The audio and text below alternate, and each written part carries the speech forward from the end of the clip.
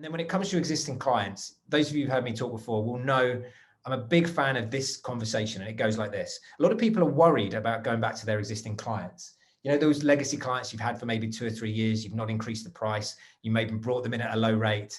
Well, now all of a sudden they're there and your new clients are up here. And how do you close that gap? Well, have a conversation with them along those lines. Say, look, you're currently here. If you're a new client now, you'd be here. How do you feel about closing that gap?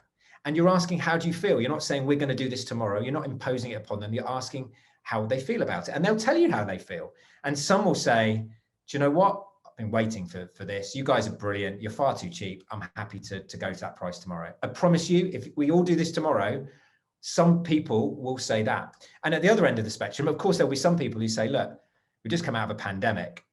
If you increase your prices by a penny, I'm going to have to put this to procurement, and you'll almost certainly lose the account. Now, in that situation, you have a choice. You have a choice as to whether to keep them or whether to move them on. And the worst case scenario from that conversation is you say, do you know what? We don't want to lose you. We'll carry on working with you for the next 3 months or 6 months at these rates, and we'll review things then.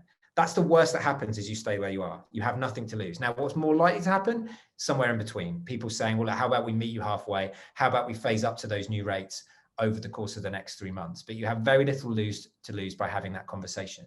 Now, it's so important you do this regularly. I'd put a note, honestly, the best thing you can do is put a note in your diary, recurring every 6 months, increase prices, and just follow that advice. When it pops up, do it. It will make a massive difference to your bottom line.